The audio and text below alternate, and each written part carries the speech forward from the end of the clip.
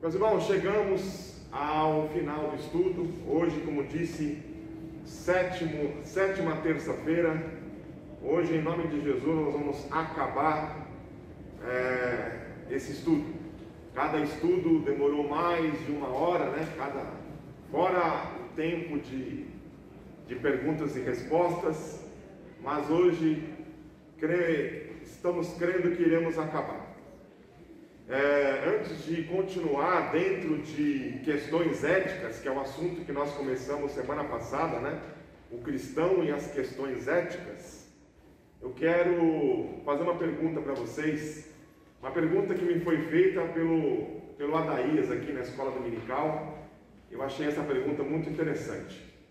A pergunta é a seguinte: o que é mais importante para a igreja, a pregação ou o estudo bíblico? O que vocês acham?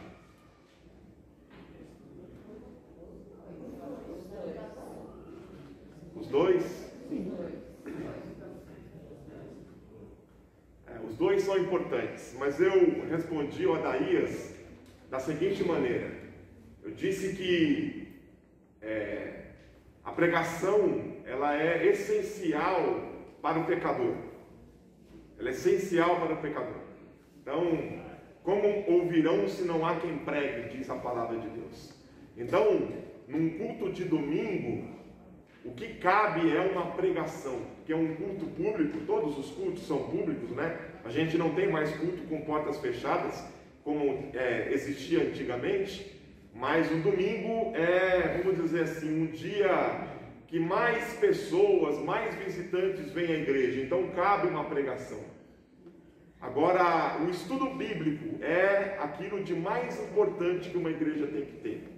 Para mim, o culto mais importante da igreja é o culto de ceia, ok? A ceia do Senhor é o culto mais importante. Seria o culto mais importante do mês, seria a ceia. Mas, tirando a ceia, o culto mais importante para o crente é o culto de ensino, ou aquilo que antigamente se chamava culto de doutrina. Esse culto é o culto mais importante. Esse culto é o culto que deveria estar mais cheio, para pessoas aprenderem a palavra do Senhor, para que essas pessoas não sejam levadas por qualquer vento de doutrina. Eu costumo dizer que quem vem à escola dominical não costuma dar trabalho para pastor. Não estou dizendo que isso é uma regra. Toda regra tem a sua exceção. Mas geralmente, aluno de escola dominical não costuma dar trabalho para pastor. Então, eu acredito que o culto de ensino, culto de estudo bíblico é um culto mais importante para a igreja. Mas vamos continuar então. O tema que nós iremos ver hoje, para terminar, é a guerra, dentro de questões éticas. Se você quiser acompanhar na sua apostila, está na página 24. A guerra.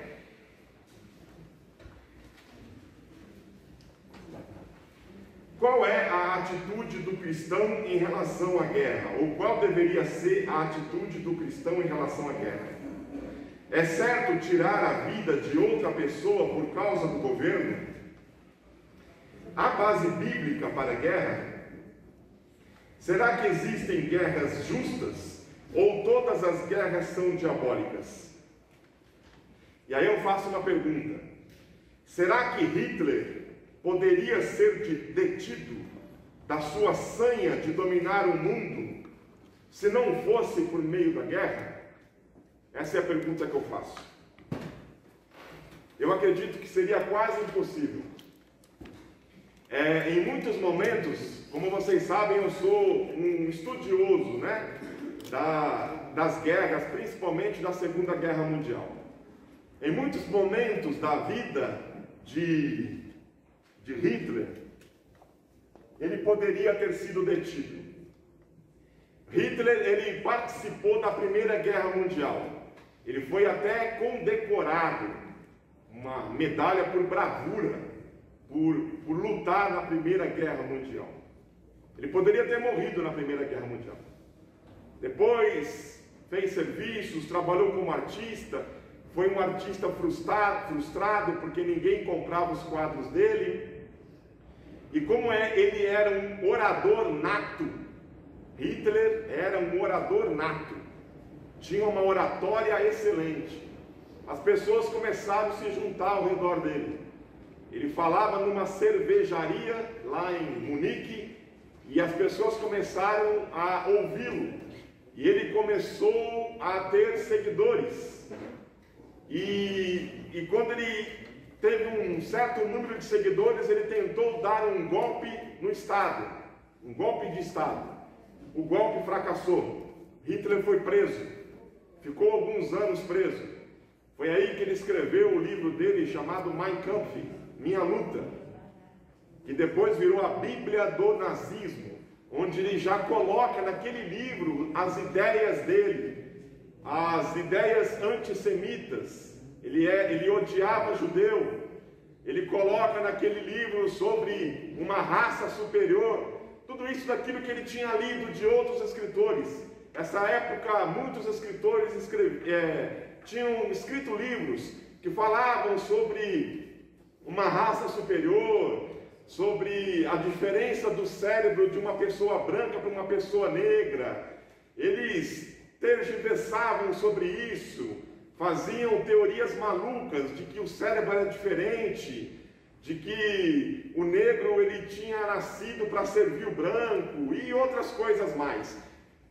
Hitler lia Nietzsche, né? Ecce Homo, e lia muitas coisas. E ele bebeu de todas essas fontes. E aí criou essa teoria dele, a qual o partido nazista ajudou a propagar.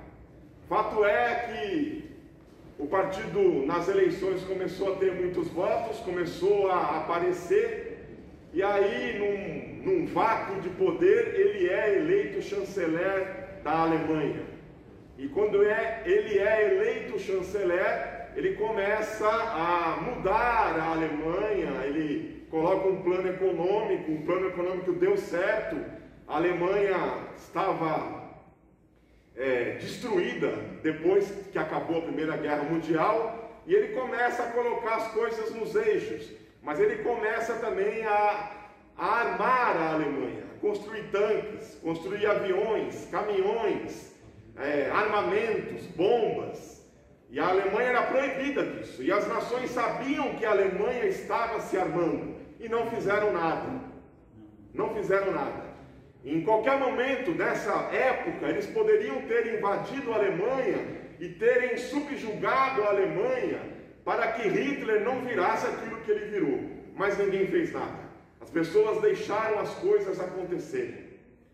As coisas começaram a acontecer e ele começou a querer cada vez mais. Invadiu a Áustria, ninguém falou nada. Invadiu a Tchecoslováquia, ninguém falou nada. Invadiu a Polônia, e aí que foram acordar para saber que a fome dele não ia parar. Ele queria mais e mais, porque essa raça ariana que ele acreditava, ele pensava que a Alemanha precisava de territórios para que pudesse servir ao propósito alemão. Então, na agricultura, na indústria, na mineração, onde quer que tivesse a riqueza, essa riqueza tinha que servir ao propósito alemão. Foram cerca de 66 a 85 milhões de pessoas que morreram na Segunda Guerra. É muita gente, irmãos. É muita gente. 1/3 do Brasil. Mais de 1/3 do Brasil. É muita gente. Muita gente morreu na Segunda Guerra Mundial. Será que essa guerra poderia ter sido evitada se em algum momento Hitler fosse morto? Fato é que não foi evitada. Fato é que aconteceu o que aconteceu. E fato é que o mundo teve que entrar em guerra contra Hitler. Aí eu pergunto para você, o que causaria mais dano? Uma guerra, como aconteceu, onde morreram cerca de 80 milhões de seres humanos, ou deixar Hitler fazer aquilo que ele quisesse e dominar o mundo? O que vocês acham que ia perder mais vidas? eu tenho quase certeza que se deixasse Hitler, a coisa ia ser muito pior. Se o mundo não tivesse entrado em guerra contra o eixo, contra a Alemanha, contra a Rússia, contra o Japão, contra a Itália, a coisa ia ser muito pior. Para o Hitler, qualquer um que não fosse ariano, ele não prestava e não valia nada. Então, existia uma pirâmide que Hitler acreditava. No topo da pirâmide estava a raça ariana, os alemães. Depois, um pouco abaixo, os nórdicos, os escandinavos, os finlandeses, os suecos. Depois, um pouco abaixo, os ingleses. Depois, um pouco abaixo, os americanos, os japoneses. Depois, abaixo, os poloneses. Abaixo dos poloneses, os negros. Abaixo dos negros, os judeus. Na base da pirâmide. Se Hitler dominasse o mundo, ele tinha planos para o Brasil. Você sabia disso? Que ele tinha planos para o Brasil? Hitler tinha planos para o Brasil. Qual era o plano de Hitler? O plano de Hitler era fazer do Brasil um grande pasto, uma grande lavoura, e os brasileiros trabalharem em prol dos alemães. Brasileiro para Hitler era mão de obra escrava. Era mão de obra escrava. Era assim que Hitler pensava, não só do Brasil, mas de quase todas as nações. Então ele precisava ser detido, ele precisava ser impedido, e precisou haver uma guerra para isso. Porque com Hitler não havia diálogo, com Hitler não havia negociação, não havia conversa. Ele acabava com tudo e pronto, acabou. Tanto que ele acabou perdendo a guerra por causa da impetuosidade dele. Por isso que ele perdeu a guerra. Quis fazer duas frentes, quis lutar contra a Rússia também, aí se lascou no fronte oriental e depois se lascou no fronte ocidental porque dividiu as tropas. A força dele ficou dividida. E aí por isso perdeu a guerra. Então, era necessário parar Hitler, e foi necessária uma guerra para isso. Não tinha conversa. O que eu quero dizer com isso? Eu quero que você repense. Quando eu falo guerra, você fala, é ruim, é mal, não presta, é diabólico. Mas será que todas as guerras são realmente diabólicas? Será que existem guerras que são necessárias? Ou será que todas elas são desnecessárias? A ideia é que você pense a respeito. Porque se Hitler tivesse dominado o mundo, a conta de mortos, pode ter certeza, seria muito maior. Então, o debate sobre guerra justa ou injusta é muito complexo. Os Estados Unidos invadiram o Iraque com a premissa de haver armas químicas escondidas, o que depois foi provado que não era verdade, mas o estrago já havia sido feito. Os governos podem manipular o povo para acreditar que tal resolução seja mais correta e assim lançar o país numa guerra, simplesmente para favorecer uma indústria armamentista, para ganhar favores ou para extrair do futuro país vencido os seus recursos naturais, que foi o caso americano. Quando invadiu o Iraque foi esse caso aí. O Brasil é considerado um país pacífico nesse quesito. E aí, meus irmãos, tem alguns estudiosos que dizem que o Brasil ele é até pacífico demais. Que o povo brasileiro sofre de uma passividade que, se tivesse tido aqui algumas guerras, talvez o povo brasileiro fosse diferente. Eu vou explicar. Nós somos tão passivos quanto aos desmandos dos nossos governantes, que se esses desmandos fossem feitos em outro país, o povo se revoltaria, sairia às ruas e exigiria mudança. O brasileiro ele é tão pacífico, ele é tão passivo, que ele deixa com que se tripudie em cima dele e ele não faça nada. O brasileiro é pacífico demais. E aí, esses ordinários, principalmente aqueles que estão na política, se aproveitam disso e fazem o que fazem com o povo brasileiro.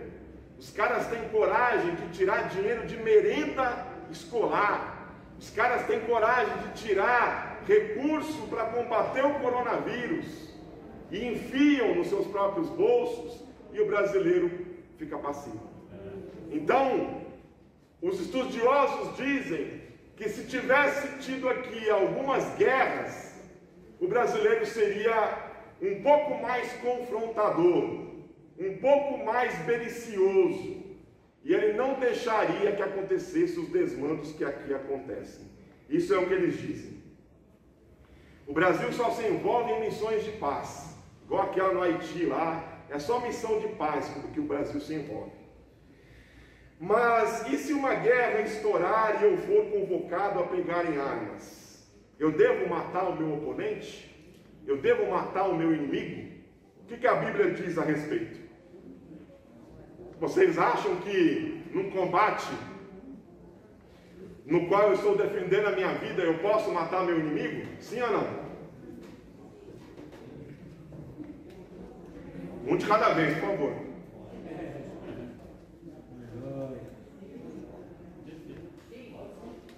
Sim, Mara.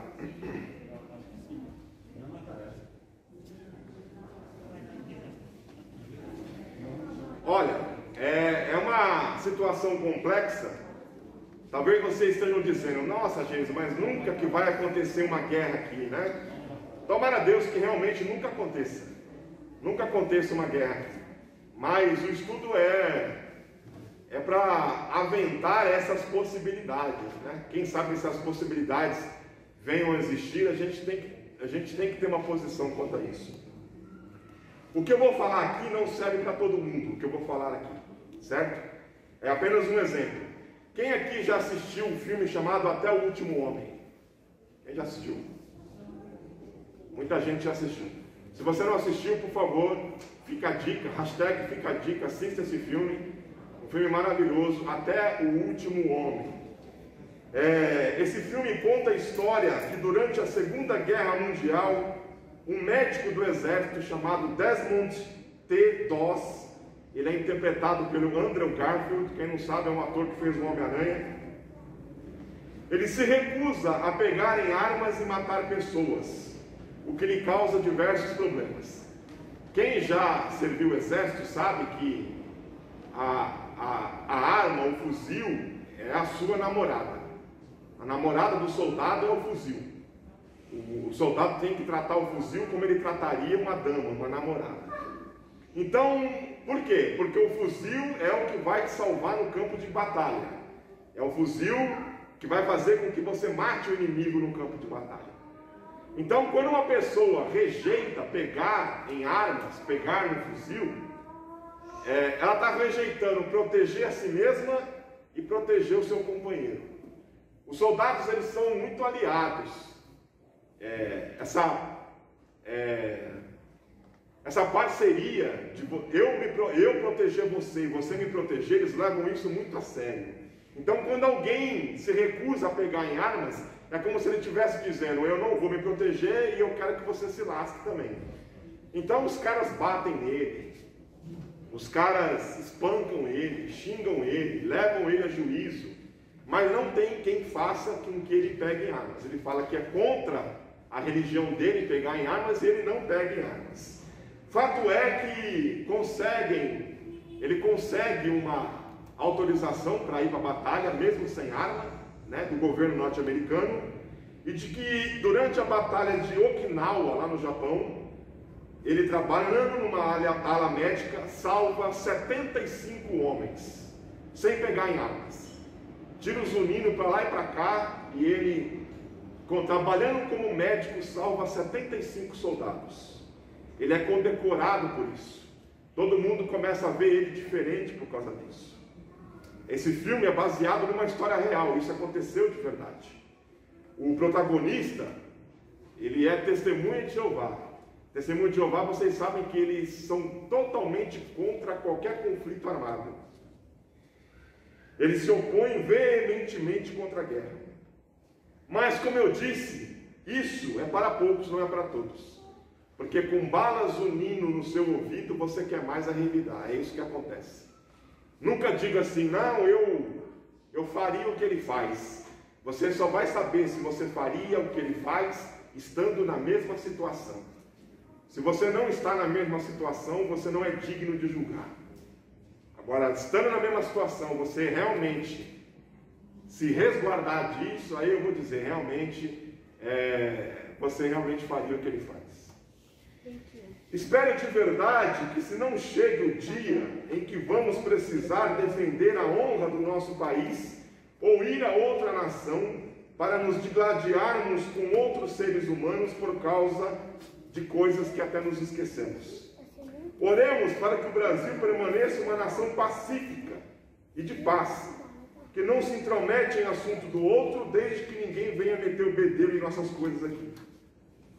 O que fica é que existem guerras que precisam ser travadas, e o que faz com que ela seja justa ou não é uma linha muito tênue, que por vezes é interpretada pelo governo de forma equivocada e até por que não dizer de forma interesseira do que lhe for mais conveniente. E o Brasil, como devemos saber, seria um desastre nesse sentido, com desmandos e corrupção, interferência e injustiça, que fariam com que muitos fossem para a morte, enquanto alguns poucos fossem preservados para quem das trincheiras.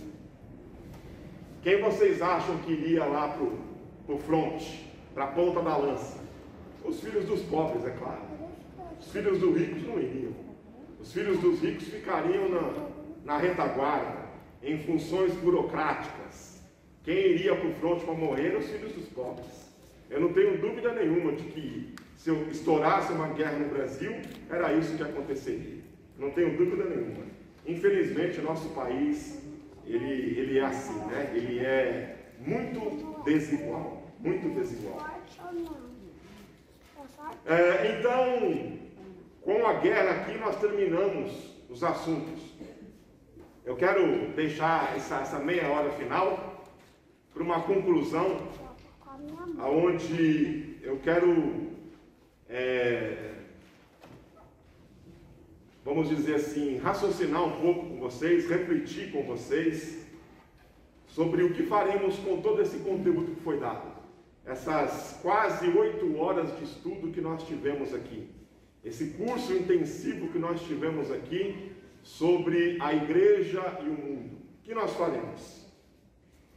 Fiquei 7 terças-feiras vindo aqui, quase 8 horas de estudo, sem contar o período de perguntas ao final de cada estudo. Esse estudo foi feito por mim antes da pandemia, quando ainda tínhamos vidas normais. Agora tudo mudou. O mundo mudou, o Brasil mudou, a igreja mudou. Hoje vivemos mascarados, separados, sem poder nos abraçar. E muitos dos nossos irmãos e irmãs não têm vindo à igreja. Faz tempo que a Vila Galvão não lota. E nem pode. As conversões diminuíram, porque tem gente que está com medo de vir à igreja. As festividades cessaram. Não pode haver congresso, festas, nem mesmo ensaios. Vamos ter festa para o pastor no dia 31, mas não podemos convidar ninguém. Os trabalhos da igreja foram impactados, prejudicados. A EBD caiu pela metade. Os cultos ao ar livre pararam. Os cultos de ceia têm uma série de protocolos e as visitas diminuíram drasticamente. Essa é a nossa realidade. O que faremos então? Sentamos e choramos? É isso que nós devemos fazer? Porque não vivemos mais o antigo normal? Porque o novo normal nos deixa irados, nos deixa aflitos, nos deixa entristecidos? E aí nós não sabemos lidar com o novo normal? O que aconteceu foi algo inédito no mundo moderno. Os jovens de hoje, vocês vão contar essa história para os seus netos. Vocês vão contar de um período em que, quando vocês eram jovens, houve uma pandemia no mundo. Mas tem muito cristão no mundo passando por situação muito pior e não está reclamando. Situação pior do que nós passamos aqui. Situação de intensa perseguição, da qual nós não temos nem ideia do que é passar. Precisamos vencer as barreiras e continuar avançando. A igreja não pode parar. Não vai ser um maldito vírus que vai parar a noiva do Cordeiro. Bendito seja o nome de Deus. Glória a Deus. Então eu vou aqui propor algumas resoluções. Primeiro, pare de se lamentar. Pare de se lamentar. A igreja já vivenciou crises maiores do que essas. E a igreja sobreviveu. E digo ainda mais, a igreja cresceu em crises piores do que essa. Você não está confortável, e não é para ficar confortável mesmo. Aqui não é o nosso lugar. Perdemos gente querida, como o pastor Paulo nos deixou, por conta dessa doença. E isso dói, mas o reino de Deus ele tem que continuar. Se não dá de um lado, vamos tentar de outro, mas nós não podemos parar. Gostaria de saber se o número de gente depressiva dentro da igreja aumentou. Tenho curiosidade para saber isso. Eu acredito que sim. Gente que perdeu o propósito. Gente que não tem mais chão. Você acha mesmo que Deus perdeu o controle da situação? Você acha mesmo que o coronavírus deixou Deus sem ação? De jeito nenhum. De maneira alguma. Deus continua controlando o mundo que Ele criou. Deus continua no controle de tudo. Eu não sei se eu comentei aqui durante essas terças-feiras, mas com certeza já comentei na classe dos irmãos, que quando começou esse negócio de pandemia, eu procurei aquilo que as grandes cabeças pensantes do meio evangélico estavam dizendo a respeito da pandemia, a respeito do coronavírus. E teve gente que me surpreendeu negativamente. Teve pastor que falou que Deus não sabia que o coronavírus ia assaltar o mundo. Falou, pastor de igreja falou, eu tive que ouvir isso, melhor escutar certas coisas do que ser surdo. E teve gente que falou aqui, acolá, mas teve um pastor batista, que ele disse uma coisa na qual eu fiquei realmente bastante, eu aceito aquilo que ele falou, eu vejo como uma verdade. Ele disse que os irmãos de José erraram 100% ao vender ele como escravo. Eles eram 100% culpados de fazer o que fizeram com José. Eu não estou dizendo que a culpa não foi dos irmãos, que os irmãos não eram culpados. Mas quando José vai contar essa história lá no capítulo 50, a partir do versículo 17, José lhe conta essa história dentro de uma perspectiva diferente. Eu gostaria que você lesse aí, Gênesis 50, versículo 17 até o 20.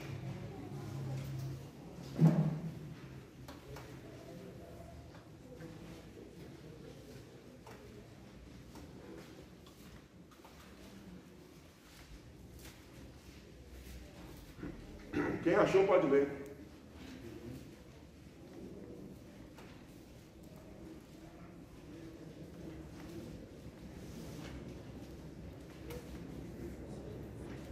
Ele diz o seguinte: peço-lhe que perdoe os erros e pecados de seus irmãos, que trataram com tanta maldade.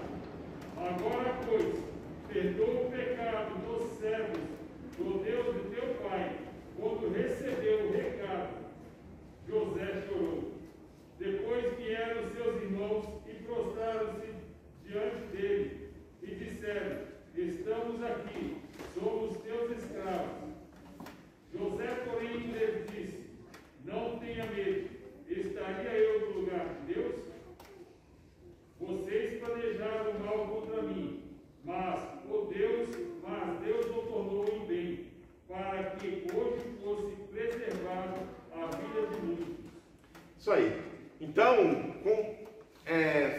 o exercício de ver as coisas sob uma perspectiva diferente. Haja como José agiu. José viu uma maldade, uma coisa ruim que aconteceu com a vida dele, e ele tinha motivos para carregar a mágoa dos seus irmãos para sempre. Mas José viu as coisas dentro de uma perspectiva diferente. Deus, ele tem um propósito, eu não sei qual é. Eu ainda não sei. Mas Deus, ele tem um propósito em todas as coisas. Deus tem um propósito nessa pandemia. Então, basta que nós enxerguemos isso dentro de uma perspectiva diferente. Dentro de uma perspectiva espiritual.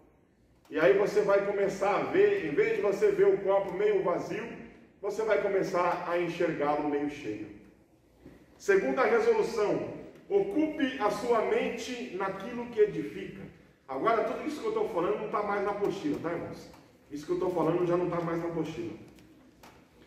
Se o noticiário da TV faz com que você se sinta mal, faça um favor para você mesmo, desliga a TV, desliga, vá ler um livro, vai aprender a cozinhar, vai fazer uma visita a alguém necessitado, faça alguma coisa, ocupe a sua mente. Tem um ditado que diz que mente vazia é oficina do diabo, não tem? Eu acredito nesse ditado, isso não está na Bíblia não, tá? É um ditado popular, mas eu acredito nesse ditado. Então vá fazer alguma coisa. Se você perdeu o seu ganha-pão, está na hora de diversificar. Vai fazer outra coisa, mas não se entregue. Não deixe a sua mente vazia. Aprenda alguma coisa nova, uma coisa que você ainda não sabe, uma coisa que ainda não fez. Se você não pode viajar de avião, alugue um carro. Se você não pode ir para o Nordeste, vai para o Guarujá. Se você não pode ir para o Pantanal, vai para Atibaia. Mas faça alguma coisa. Não se deixe ser vencido pelas circunstâncias. Ocupe a sua mente com alguma coisa. Eu acho que eu já contei para vocês, mas quando ainda eu estava na casa da minha mãe, quando ainda tinha muito menos força do que tenho hoje, né? Conseguia sentar na cama, dar alguns passos, e aí uma amiga lá da igreja onde eu era, lá no Ipiranga, foi me visitar. E aí ela perguntou para mim assim: Geis, o que você está lendo? Aí eu falei para ela: não estou lendo nada, não tenho força e nem vontade para ler.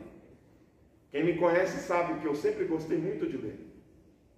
E aí ela ficou brava comigo, me deu um sermão, ralhou comigo, né? Como falou: você não pode ficar sem ler, você tem que ler, esse é o seu ministério, você tem que voltar a fazer o que você fazia, você não pode se entregar. Mas me deu um sermão, descascou o abacaxi para mim. E refletindo um pouco depois sobre aquilo que ela falou, eu vi que ela tinha razão. Que eu não podia esmorecer, que eu não podia me entregar, que a situação estava difícil, eu não tinha força, né? Nem mesmo para pegar um livro, mas eu tinha que fazer alguma coisa.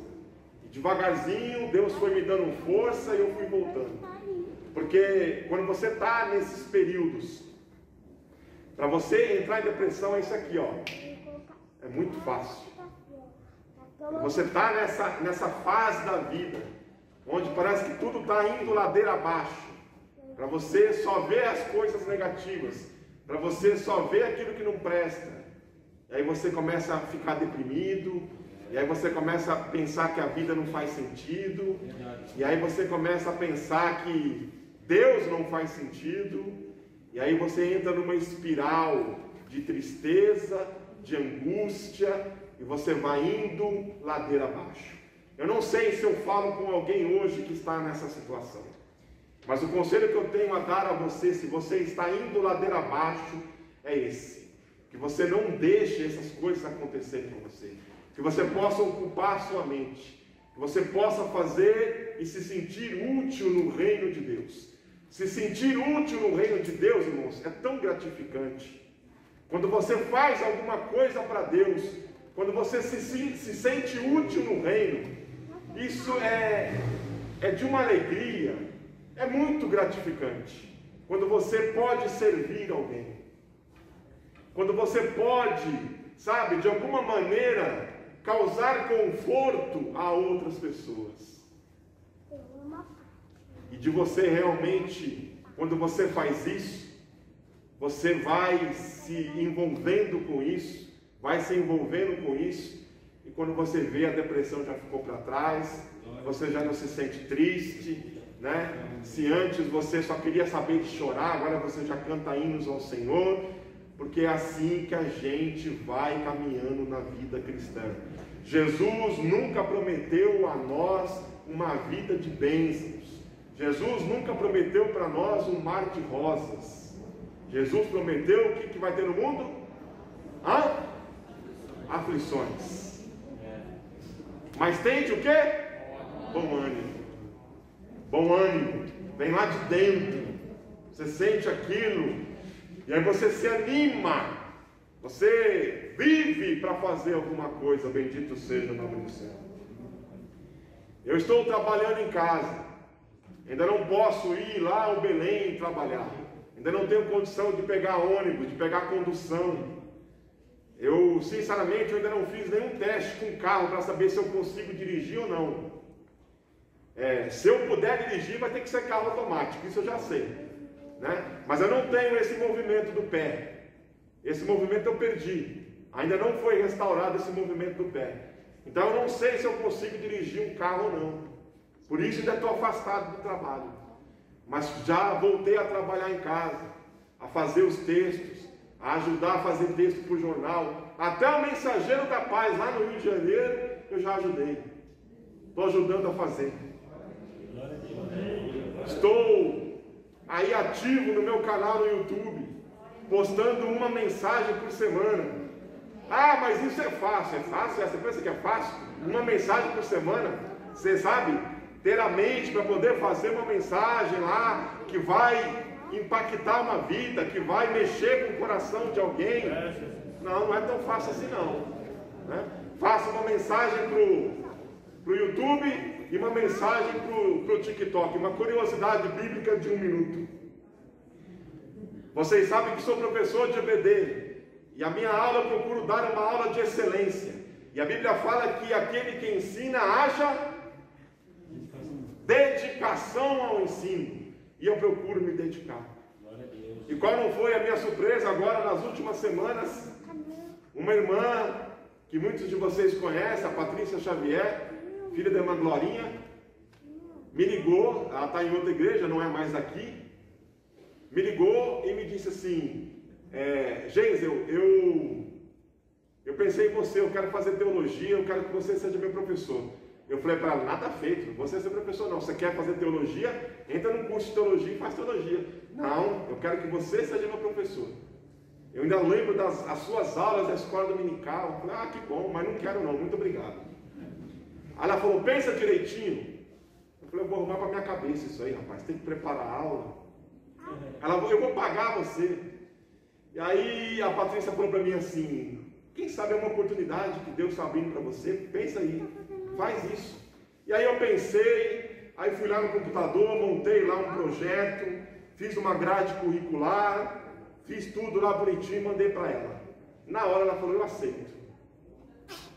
Aí foi uns amigos lá em casa e conversa vai, conversa vem, eu falei, mencionei isso, o rapaz falou: eu também quero. Aí já estou com 2 alunos. Tudo isso tem ocupado o meu tempo. Às vezes eu vou para frente do computador lá em casa 9 horas e largo só 6 horas da tarde. Só paro para almoçar. Mas isso ocupa a minha mente e faz com que eu não pense em coisas ruins. O noticiário eu vou ver só à noite, ainda se eu quiser. Eu não me ocupo com essas coisas. E Deus tem trabalhado assim na minha vida, bendito seja Deus. Uma coisa eu falo para vocês: parado não pode ficar. Vocês têm que fazer alguma coisa. Terceira resolução: a igreja precisa encontrar caminhos. As 2 primeiras resoluções foram pessoais. A terceira ela é coletiva. Agora eu vou falar um pouquinho de igreja. De como nós como igreja devemos continuar nesse estágio pós-pandemia. Eu nem posso chamar ainda de pós-pandemia, porque nós ainda estamos em pandemia. Ainda não tem vacina. A igreja precisa reencontrar o seu público interno. Correr atrás de quem abandonou a igreja, seja lá o motivo. O trabalho de visitas precisa ser resgatado, tomando as medidas de proteção necessárias. Tem muita gente que ficou pelo caminho. Cada um de nós deve conhecer alguém que ficou pelo caminho, né? Se eu falar aqui, levanta a mão quem conhece alguém que ficou pelo caminho. Acho que quase todos nós vamos levantar a mão. Eu estou falando aqui na Vila Galvão, viu? Estou falando de outros lugares não, estou falando daqui. Hoje mesmo eu mandei mensagem para um. E aí, meu, sumiu, o que está acontecendo? Não, não sumi não, estou por aqui. A igreja precisa correr atrás de quem ficou pelo caminho. Tem gente que não está no grupo de risco e mesmo assim sumiu da igreja. Vai para o mercado, vai para o banco, vai para a lotérica, vai para a feira, mas na igreja não aparece. O que acontece? O que acontece com essas pessoas? Eu só me lembro de Mateus 24:12. E, por se multiplicar a iniquidade, o amor de muitos esfriará. O amor de muitos está frio, irmãos. O amor de muitos está frio. O amor de muitos precisa ser restaurado. Essas pessoas precisam, como a igreja de Éfeso, lá no Apocalipse, elas precisam voltar no caminho, ver o lugar onde o amor foi deixado e restaurar e voltar o primeiro amor. Bendito seja o nome do Senhor. Que Deus tenha misericórdia de nós. A igreja precisa, outra coisa, investir nas mídias sociais. Precisa interagir com esses fiéis nas redes. Mas alguém vai dizer, está cheio de crente preguiçoso, gente, que não quer saber de ir à igreja, só quer saber de assistir live. Eu quero dizer, não importa. É melhor o camarada assistir live dos cultos do que assistir o Faustão. É verdade, glória a Deus. Ainda assim, mesmo que tenha gente que fique em casa, que deixe de ir à igreja, eu acho que eu não estou falando sozinho aqui. Assistir live não é a mesma coisa que o culto presencial, amém? Não é a mesma coisa, né? Vocês concordam comigo? Não é a mesma coisa. Você está num culto presencial, é outra coisa, é outra realidade. Mas mesmo que essa pessoa, que esse camarada, que esse indivíduo, que esse abençoado queira ficar em casa assistindo live, é melhor que ele assista a live do que o Faustão.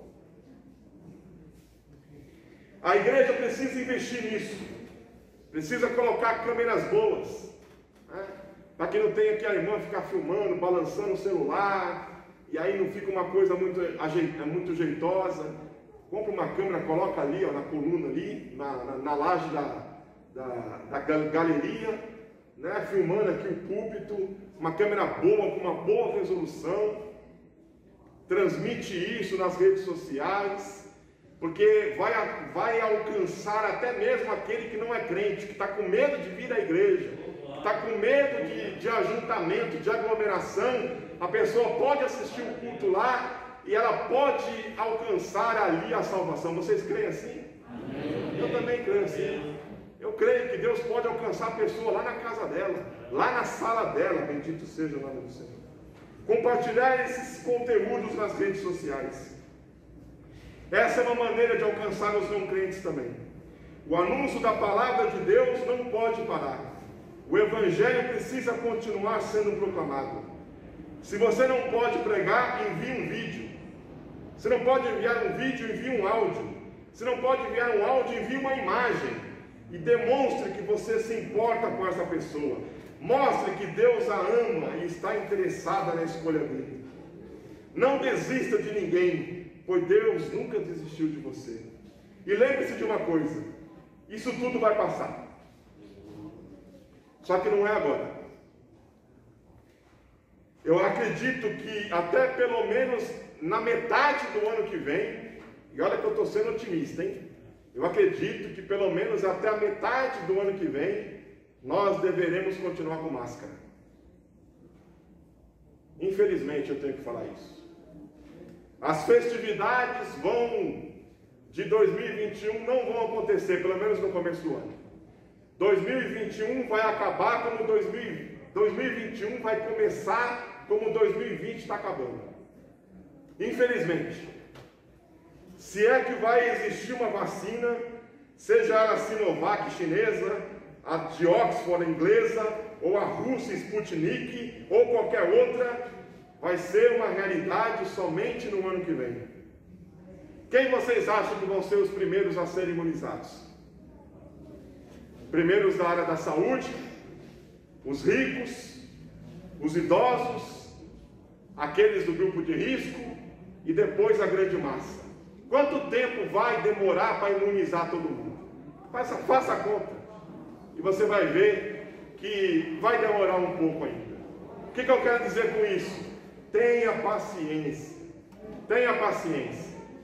Vai passar, mas não é agora, não é ainda. Mas se é para deixar um conselho depois dessas 8 horas de curso intensivo que nós tivemos aqui, é esse: não pare, não retroceda, avance. Você tem um alvo e o alvo é Cristo. Bendito seja o nome do Senhor. Não se esqueça das obras sociais. Pense na parábola do bom samaritano. O próximo é aquele que está perto de você, precisando de ajuda. Tenha uma boa relação no trabalho. Trabalhe. O trabalho não é um pecado. O trabalho não é uma maldição. O trabalho é uma bênção. Estude a Bíblia. Seja autodidata. Nunca é tarde para começar. Ah, gente, você começou quando era novo, eu já estou muito velho para isso. Nunca é tarde para começar. Estude. Se envolva politicamente. Tome partido. Divirta-se, saia, brinque, mas faça tudo debaixo do temor do Senhor. Aproveite as redes sociais para anunciar o Evangelho e deixe sempre claro a sua posição de cristão. Nunca se omita. Tenha um posicionamento ético na vida, bíblico, coerente. Pare de se deixar conduzir com a boiada. Você não é todo mundo. Todo mundo pensa uma coisa, você não é todo mundo. Você é diferente, você é cristão. Se o pensamento cristão diz o contrário daquilo que todo mundo está dizendo, então você vai dizer o contrário também. Mas, gente, eu vou ser taxado como esquisito, como retrógrado, como... Não importa. O importante é que você fique do lado da Bíblia. Lembre-se sempre disso. Um com Deus é a maioria. Bendito seja o nome do Senhor. Esses dias, vendo vídeo no TikTok, eu me assustei. De repente veio um vídeo de um cara. Irmãos, vocês não têm ideia do cara. O cara, ele era... só aparecia daqui para cima. Ele era todo tatuado. A cabeça inteira dele era tatuada. O rosto, todo. A tatuagem não era um desenho, não. Era como se o rosto dele, a cabeça dele inteira fosse pintada de preto. Ele era branco, mas ele estava preto com a tatuagem. Ele tinha brinco na orelha, o nariz furado. Ele colocou 2 chifres aqui na testa. Tinha 2 chifres aqui. E ele colocou, pasme, o chifre não é o pior, tem coisa pior que o chifre. Ele colocou 2 presas na parte de baixo, aqui ó, que vinha aqui, ó, cada presa desse tamanho, eu não estou mentindo, desse tamanho aqui a presa. Aqui ó, sabe quem ele parecia? Parecia o Pumba, do Rei Leão, sabe o Pumba? Parecia o Pumba. Parecia um javali. E aí ele falava no vídeo, ele falava o seguinte, ó, tá vendo aqui, ó, é definitivo isso aqui, ó, não sai mais. Eu achei aquilo, eu fiquei tão horrorizado com aquilo, que aí eu fui olhar nos comentários, né? Aí os comentários, vocês imaginam, né? Gente falando, né? Como é que come, como é que beija, né? misericórdia, o sangue de Jesus tem poder. Mas tiveram muitos comentários lá, muitos, não foi um não, foi muitos. O comentário era o seguinte: deixa o cara, é a vida dele, ninguém tem nada a ver com isso. Cada um faz o que quer com a vida. Sinceramente, esse tipo de pessoa, para mim, esse tipo de politicamente correto é as pessoas mais desprezíveis que existem nos dias de hoje, né? É aquele cara que ele faz com a vida dele o que ele quer, ele acha que todo mundo faz o que quer, e se todo mundo está perdido para ele não faz diferença, ele não tem um mínimo de empatia em relação ao seu próximo, em relação às pessoas. E aí eu coloquei uma mensagem do cara lá, deixei um comentário lá, falei: meu amigo, eu tenho certeza que Deus não criou você para isso. Deus tem você como alguém especial. Deixei lá um comentário para ele lá. Não sei nem se ele vai ver, que são milhares de comentários lá, né? Mas eu deixei meu comentário lá. O que eu quero dizer com isso? É que a gente tem que se posicionar.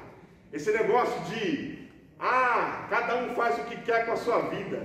Isso não é pensamento de cristão. Cristão não pensa assim. Cristão tem um posicionamento. Cristão tem um ideal. Cristão tem uma regra de fé e prática. Aquilo que aqui é permitido, nós podemos dizer sim. Aquilo que aqui é pecado, nós temos que dizer não. E temos que ser claros nisso, amém? Que você possa pensar nisso. Enfim, deixar claro que você é crente de verdade. Doa quem doer, ache ruim quem quiser achar. Você não é massa de manobra. Cristão pode ser taxado de moralista, mas nunca de alienado. Se Jesus vivesse em nossos dias, eu te garanto que ele se posicionaria. Ele teria uma palavra para cada situação. Eu quero que você saia daqui hoje pensando: eu vou me relacionar no mundo e deixar claro que eu sou de Cristo. E que Deus possa nos ajudar nisso. Concluindo as minhas palavras, nós chegamos ao fim desse estudo, que ficou longe de abranger tudo. Teve coisas que eu não comentei, que eu não consegui falar. Mas acredito que de uma forma resumida conseguimos expor os temas mais complexos e importantes para que possamos firmar posição em um mundo tão cheio de relativismo que vivemos, que não existe mais absolutos, mas nós temos uma posição bíblica para mostrar para a sociedade. Como já foi dito, nós fomos criados para viver em sociedade. Não existe chamado na Bíblia para ser ermitão. Sabe o que é ermitão? É aquele cara que se isola de tudo e de todos, vai viver numa caverna, longe de todo mundo. Não existe esse ministério na Bíblia. Não existe ministério de ermitão.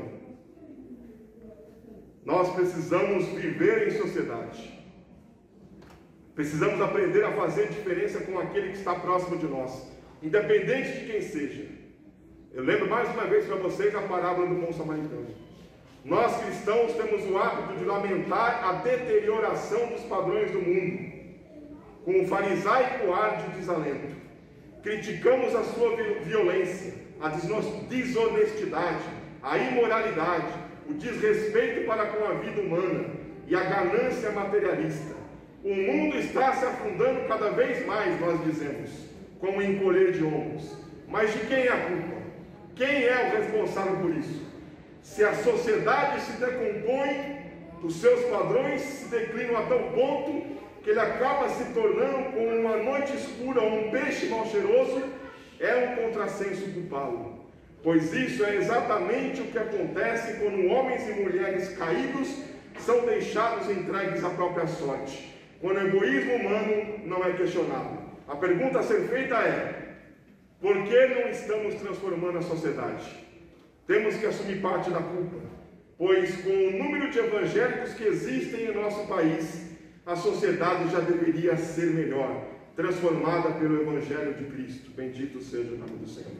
Vamos ficar com o conselho de Paulo a Timóteo: fortifica-te na graça que há em Cristo Jesus. 2 Timóteo capítulo 2, versículo 1.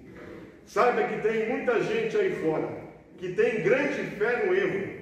seja na ciência ou em outras religiões, estão mais alicerçados do que nós, que em confrontação com você ou comigo, talvez nós saíssemos humilhados.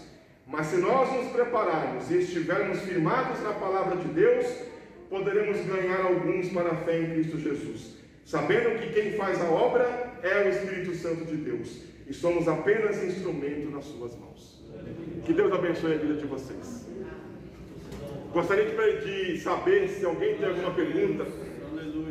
Hoje eu vou permitir que vocês façam pergunta a respeito de todo o estudo. Se você quiser fazer alguma pergunta lá de trás, do primeiro estudo, do primeiro dia, do segundo dia, se você pensou em algo, olha, eu deveria ter perguntado isso, não perguntei, esse é o momento. Tem alguém que quer fazer uma pergunta? Essa é a hora.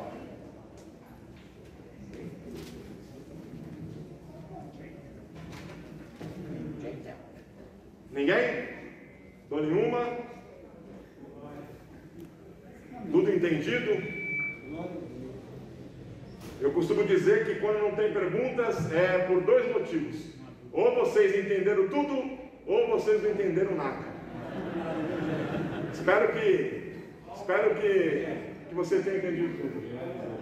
Eu não falei nada. Ninguém? Deu? Ó, o Márcio quer fazer uma pergunta?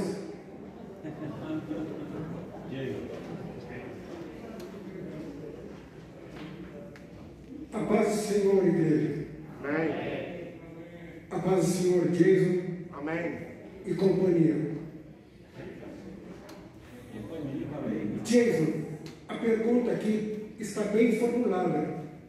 A pergunta a ser feita: por que não estamos transformando a sociedade? A explicação, eu acho que ela fica bastante palpável se nós olharmos a nossa própria congregação e até o nosso próprio coração.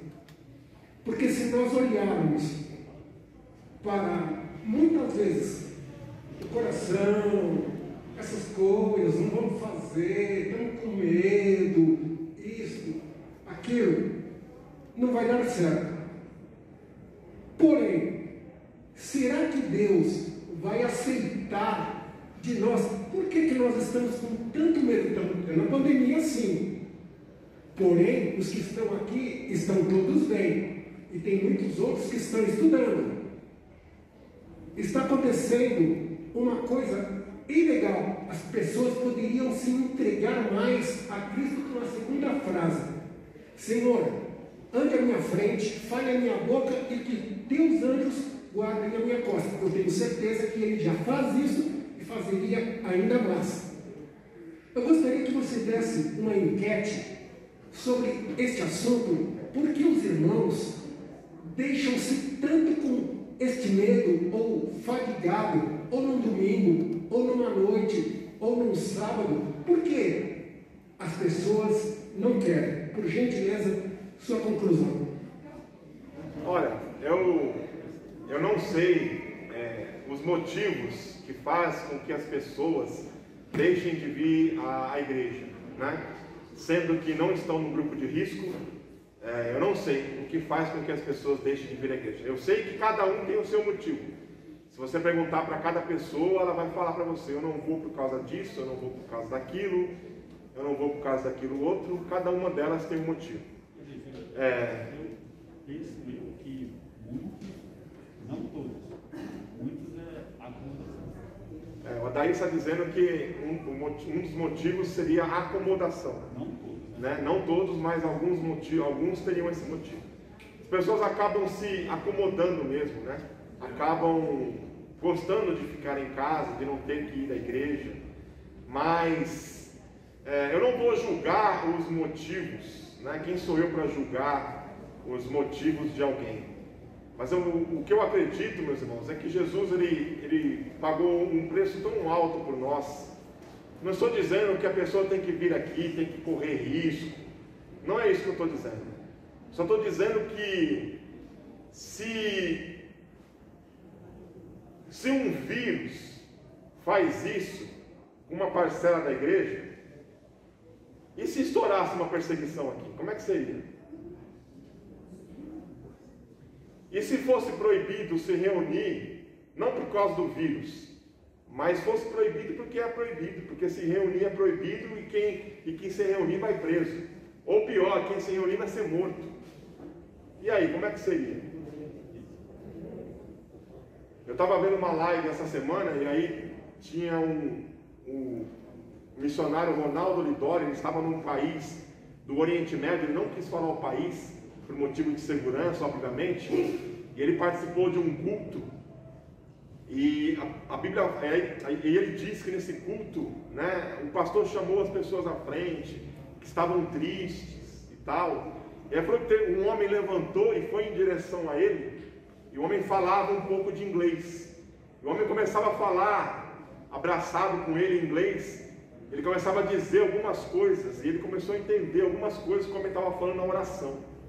E o homem estava orando, chorando, dizendo que ele tinha perdido o emprego pelo amor do Evangelho, de que ele tinha perdido a família, que a família tinha rejeitado ele por amor do Evangelho, que a esposa dele tinha abandonado ele por amor do Evangelho, que ele não tinha mais amigos, os amigos todos deixaram de falar com ele, mas que ainda assim ele estava feliz de poder ir lá e compartilhar a fé com outros irmãos, que o coração dele estava feliz.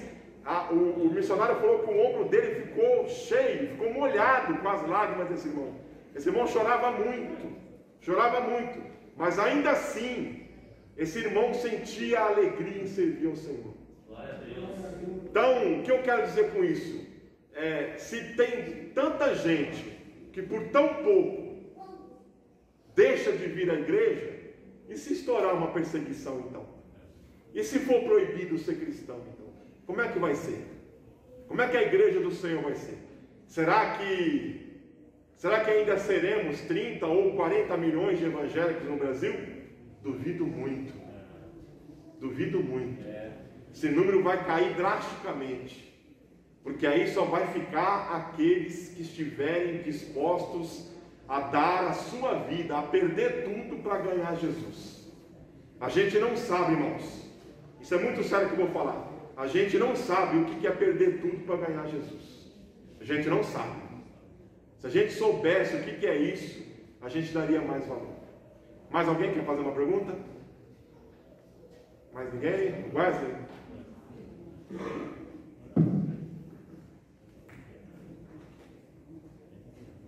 Ô, Geis, uma grande discussão foi dos teólogos, se foi realmente foi Deus que permitiu acontecer a pandemia, o vírus, para separar o trigo do joio. Você acha que realmente foi uma coisa que Deus permitiu mesmo? Porque eu creio que Deus tem uma igreja dentro dessa igreja, outra igreja, que realmente é a igreja que vai ser salva. Ou você acha que não?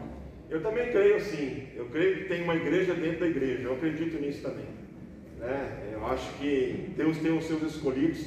A igreja de Cristo ela não é denominacional, ela é espiritual, e ela está dentro da igreja denominacional, ela está dentro da denominação.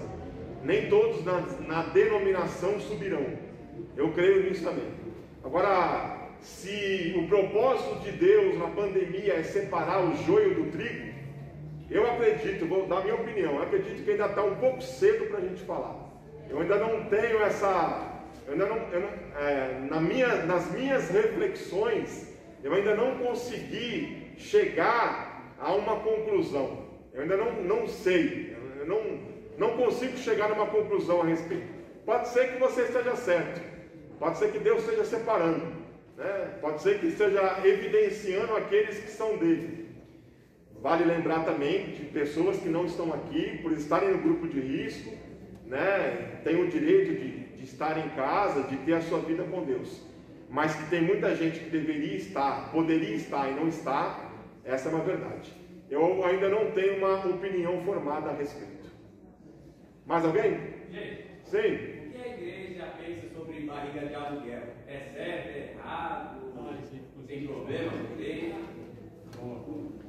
Rapaz, eu não sei o que a igreja a Assembleia de Deus pensa a respeito disso, não. Eu não tenho essa informação. Eu acredito que ela é contra. Eu acredito que ela é contra. Que ela não é favorável a isso. Envolve uma terceira pessoa, né? Para poder carregar um óvulo, né? Um feto, um zigoto, no caso, em outra barriga. Porque a gente tem que entender que o bebê, ele vai... Obviamente, ele tem a carga do DNA do pai e da mãe, mas ele vai sentir tudo aquilo que a mãe, entre aspas, a gestadora está sentindo. A voz, a batida do coração, os gestos, o humor. E o bebê ele vai responder a isso quando nascer, né? Vai responder a isso. Porque quando você coloca um bebê, a mãe no caso, né? Coloca um bebê no peito, o bebê se acalma, porque o bebê está acostumado com o ritmo da batida do coração da mãe, por isso ele se acalma, porque ele está acostumado. No caso, mãe aí, no caso seria a gestadora, não a mãe biológica, não a mãe biológica. Mas eu acredito que a igreja é contra isso aí. A gente não conseguiu entrar nesses assuntos, né? São outros assuntos que fazem parte também das questões éticas, mas foi bom você perguntar, né? Eu não sei se a Assembleia tem uma resposta para isso, mas se eu fosse suspeitar de alguma coisa, se eu fosse chutar, eu chutaria que a Assembleia de Deus é contra a barriga de aluguel, mas não é uma certeza não. Amém? Deus abençoe. Sim. Ano passado, o Caleb fez uma pergunta sobre pena de morte, sobre aborto. A gente tem que questionar até quando vira lei, depois de ler a gente temos que aceitar. Foi o que eu disse. Foi o que eu disse. Você pode questionar a pena de morte enquanto ela não tramita como lei. Você pode questionar. A gente discutiu aqui que o Brasil é um país muito injusto. A gente pode discutir que, sendo o Brasil um país desigual, sendo o Brasil um país injusto, muita gente inocente ia acabar morrendo como culpada. E isso acontece. Isso acontece nos Estados Unidos, que eles estão anos-luz à frente na justiça. Imagina com o Brasil, que é uma democracia ainda em crescimento. Isso aconteceria muito no Brasil.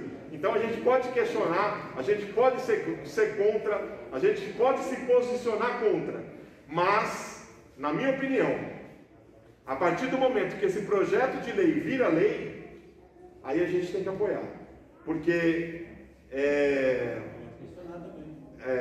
você pode questionar, mas a Bíblia diz que a gente tem que o governo ele tem a autoridade para tirar a vida. Paulo fala isso, não traz de balde a espada. E quando ele fala espada, é um instrumento de morte.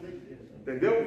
Então, o governo tem essa autoridade. Por exemplo, o governo de Roma tinha o hábito da crucificação, né? Tinha.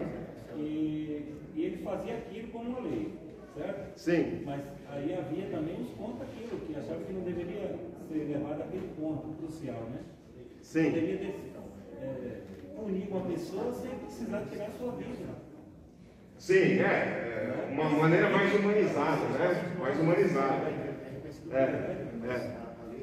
Agora, a casos e casos, né? O que seria a pena de morte? Pena de morte nos Estados Unidos é injeção letal. Acho que nem existe mais cadeira elétrica lá, né? É injeção letal. Então, é uma forma mais humanizada, se eu posso dizer assim, de tirar a vida de outro ser humano, certo? Uma forma mais humanizada.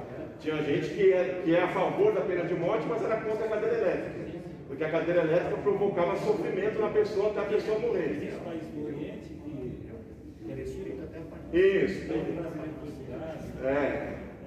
Existem penas de morte no mundo de formas mais desumanas possível, né? Mais humanas possível, né?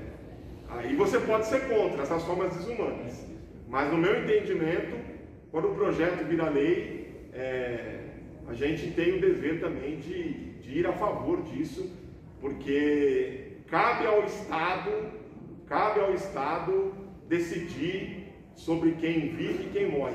Aí você fala, mas isso é uma premissa de Deus. É verdade, é uma premissa de Deus. Mas existe uma brecha nas Escrituras. Então, por isso Né? Não traz de balde a espada. Por isso que nós temos que ver as leis que estão sendo regidas, os caras que querem colocar as leis, se realmente isso nos favorece também. Antes delas virarem lei. Exatamente. Aí você vai lutar, vai protestar, vai para a rua, Sim. vai fazer aquelas coisas todas, Sim. para não deixar acontecer. Depois que acontecer, você não vai fazer nada. Aí fica mais difícil. Aí fica mais difícil. Deus abençoe vocês. Espero que vocês tenham gostado do estudo. Espero que tenha servido de edificação para vocês. Espero que com uma apostila ou na sua memória você se lembre disso e você saiba agir em sociedade como um verdadeiro cristão. Amém? Deus abençoe.